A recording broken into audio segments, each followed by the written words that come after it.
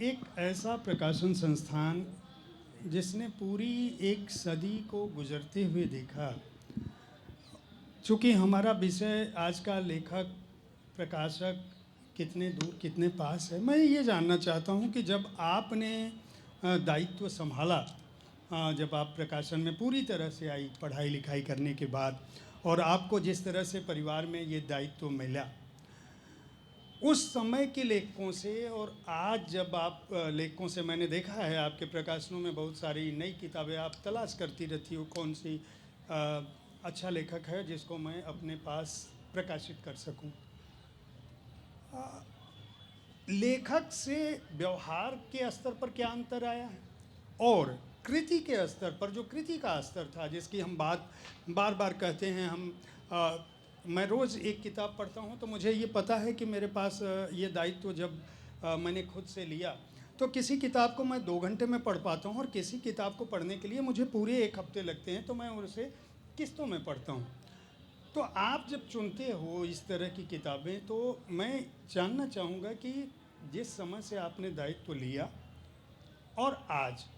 लेखक से आपके व्यवहार में क्या अंतर आया। मतलब मैं व्यक्तिगत व्यवहार की बात नहीं कर रहा हूँ, सामान्य तौर पे जो इस दौर में बदलाव आए, और दूसरा कृतियों के स्तर पर किस तरह का बदलाव आप देख रही हैं। देखिए, व्यवहार में तो कोई ऐसा अंतर नहीं आया है कि जिसे मैं यहाँ पे जिसका उल्लेख करूँ। लेकिन एक बात मैं जैसे बता दूँ, बच्चन जी हमारे यहीं से सारे प्रकाशित हैं, उनका सारा काम। तो मेरे पिताजी और बच्चन परिवार के साथ बहुत घनिष्ठ रिश्ता था, इतना कि उनका जन्मदिन हर साल हमारे घर में ही मनाया जाता था। बरसों तक ये परंपरा रही। तो जब कोई इतना लंबे साथ समय तक जुड़ा रहे तो ऐसा रिश्ता बन जाता है। आजकल भी व्यवहार बहुत मधुर है, जैसे इन्होंने महेश जी ने बताया,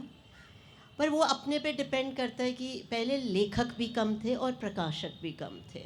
और शायद समय भी ज़्यादा था, ऐसा महसूस होता है। आज सब समय को खोजते रहते हैं, तो उसमें इतना समय लेखक के साथ देना शायद कई बार संभव नहीं होता, चाहे इच्छा होती है कि मिल के बैठो और गपशप मारो, पर तब भी कभी कभी निकाल लिया जाता है। अब जो दूसरी बात आपकी आई है कि वो आप कृति को कैसे चुनते हैं या कैसे,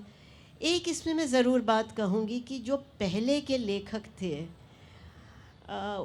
मैं जानती हूँ कि वो 1 बार नहीं, 2 बार नहीं, 3-3, 4-4 बार अपनी पांडुलिपि, और तब उस समय ऐसा हाथ से लिखा जाता था, तो वो पांडुलिपि पे मेहनत करते थे बरसों। आप चाहे मानस का हंस देख लो और पढ़ लो कि नागर जी ने कैसे जाके वहाँ पे पूरी खोजबीन की। आज मुझे लगता है कि शायद लोगों की एक्सपेक्टेशन कुछ सोशल मीडिया के कारण ये हो गई कि आज किताब छपे और कल बेस्ट सेलर हो जाए,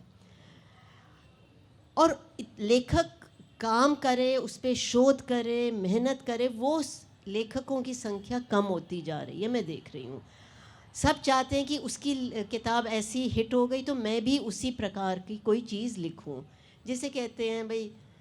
कट पेस्ट तो नहीं मैं कहूँगी, पर उसी तरह का एक क्लोन करने की बात है।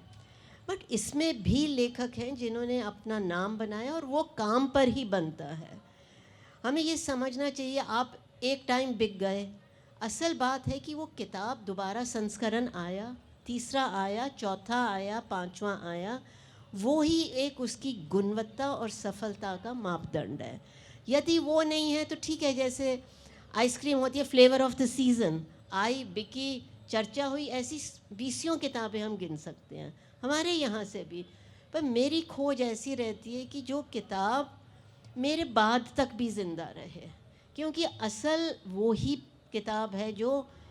अगला पाठक की जो पीढ़ी है वो भी पढ़े, तभी वो है। और वो बड़ा कठिन है, और आज मुझे लगता है कि सब शॉर्टकट ही ढूंढते हैं अधिकतर। तो एक ये समस्या है, और आप उनसे कहो जी दोबारा कर लो, नहीं भाई लिख दिया, तो फिर आप अपना निर्णय करोगे कि जुड़ना है कि नहीं। क्योंकि मेरे सोच है कि अगर एक प्रकाशक के तौर पे मैं कोई सुझाव दे रही हूँ, या तो आप उसको किसी तर्क से कहिए कि ये आपका सुझाव नहीं ठीक, यूं ही नहीं कीजिए आप, क्योंकि मेरा भी एक उसमें है दृष्टिकोण, मेरा अनुभव है, और हम दोनों की, लेखक और प्रकाशक का एक ही लक्ष्य है कि किताब अधिक से अधिक पाठकों तक बिके। अगर हम वो एक अपना लक्ष्य साध लें और उस स्पिरिट में सब सजेशंस को लें, तो मुझे लगता है कोई दिक्कत नहीं होती है।